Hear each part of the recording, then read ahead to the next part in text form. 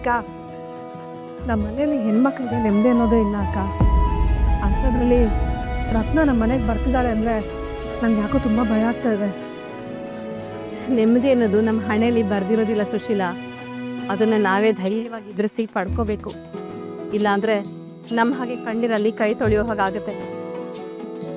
ನಮ್ಮ ಶಿವು 4 ಜನ ತಂಗಿರಲ್ಲಿ ರತ್ನ ತುಂಬ ಬುದ್ಧಿವಂತರು, ಚೆನ್ನಾಗಿ ಓದಿದ್ದಾಳೆ. ಅವಳನ್ನು ಯಾರು ಮಣ್ಸೋಕ್ಕೆ ಸಾಧ್ಯನೇ ಇಲ್ಲ. ಆ ನಂಬಿಕೆ ನನಗಿದೆ. ನಮ್ಮ ಪರ್ಶುನೇ ಬದಲಾಯಿಸಿದ್ದಾಳೆ ಅಂತಂದರೆ ನಮ್ಮ ಗಂಡನೂ ಬದಲಾಯಿಸ್ತಾಳೆ ಅನ್ನೋ ನಂಬಿಕೆ ನನಗಿದೆ ಅಕ್ಕ. ಈ ನಂಬಿಕೆ ನಿಜ ಆಗಲಿ, ಹಾಗೆ ಆಗಲಿ. ಗಣಿ, ಈ ಬ್ಯಾಂಡ್ ಬಾರ್ಸೋರೆಲ್ಲ ಹೊಂಟೋದ್ಮ್ಯಾಕೆ ರತ್ನನೇ ಬ್ಯಾಂಡ್ ಬಾರ್ಸೋರು ನೀವೇ ಅಲ್ಲೂರ? ಹೌದು ಕಣೋ ಛತ್ರಿ.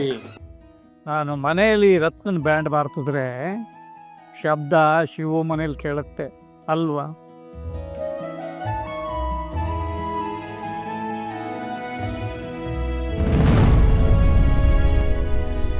ಥೂ, ಎಂಥ ಕರ್ಮನಯ್ಯ ಇದು.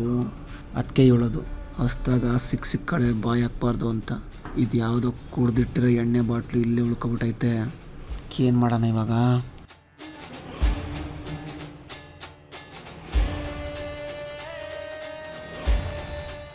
ಅಲ್ಲ, ಆ ಹುಡುಗಿಯ ಕತ್ಕೊಂಡು ನೋಡೋದ್ಲು.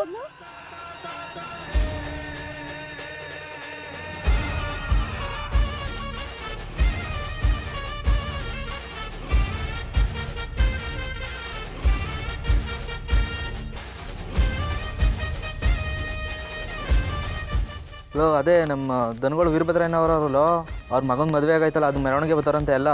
ಅಲ್ಲೇ ಹೋಗ್ತಾ ಇದ್ದೀನಿ, ನೀನು ಅಲ್ಲೇ ಬಂದ್ಬಿಡು.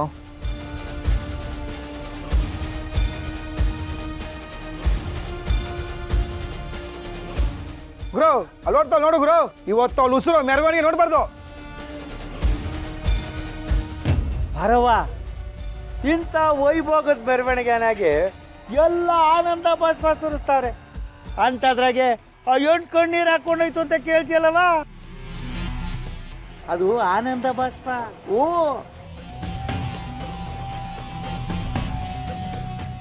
ಅಯ್ಯೋ ಛತ್ರಿ ಅಣ್ಣ, ಹಂಗೆ ಹೇಳ್ತೀಯಲ್ಲ. ಇಂಥ ಅದೃಷ್ಟ ಎಲ್ರಿಗೂ ಸಿಗ್ತೈತಾ? ನಮ್ಮ ರತ್ನವ್ವ ಪುಣ್ಯ ಮಾಡಿದ್ಲು, ಪುಣ್ಯ. ನಡ್ರಿ ನಡ್ರಿ ಹೋಗೋಣ. ಹೆಂಗೂ ಮೆರವಣಿಗೆ ನಡೀತೈತೆ, ಬ್ಯಾಂಡ್ ಬಾರ್ಸೋರು ಬೇರೆ ಬಂದವ್ರೆ. ನೀನ್ ಯಾಕೊಂದೆರಡು ಕುಂಟ ಹಾಕ್ಬಾರ್ದು? ಯಾವ ನಾನು ಕುಡಿಯೋದ? ಈ ಬ್ಯಾಡಕಲ್ಲ, ಬೇಡ. ವಸಿ ನನ್ ಮಾತನ್ನ ಕೇಳು. ನಮ್ ಹಿರಿಯರೆಲ್ಲ ಸೇರ್ಕೊಂಡು ಒಳ್ಳೊಳ್ಳೆ ಸಾಂಗ್ಗಳನ್ನ ಮಾಡವ್ರೆ. ನೀನು ಕುಣಿಲಿಲ್ಲ ಅಂದ್ರೆ ಹೆಂಗ್ ಹೇಳು? ನೀನಿಂಗ್ ಬೇಡ ಅಂತ ನನಗೆ ಗೊತ್ತು. ಬಿಡೋರು ಯಾರು ನೋಡ್ರಣ. ನೀವೆಲ್ಲ ಹೆಂಗ್ ಬಾರಿಸ್ಬೇಕು ಅಂದ್ರೆ ನಮ್ ಬಾವ ಸ್ಟೆಪ್ ಹಾಕಿ ಕೊಡ್ಬೇಕು. ಸ್ಟೂಡೆಂಟ್ಸ್ ಕಡ್ರಲ್ಲ.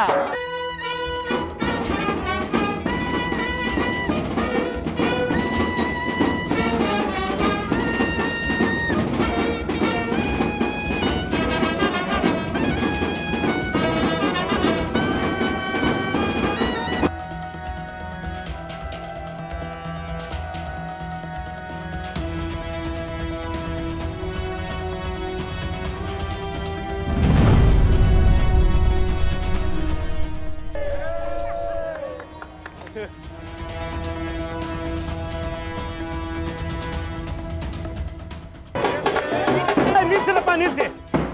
ಯಾಕೆ ಯಾಕೆ? ಸಾಕಪ್ಪ ನಾವು ಕುಣಿದಿದ್ದು. ಈಗ ಮೆರವಣಿಗೆ ಮುಂದುವರಿಲಿ, ಶುರು ಮಾಡಿ.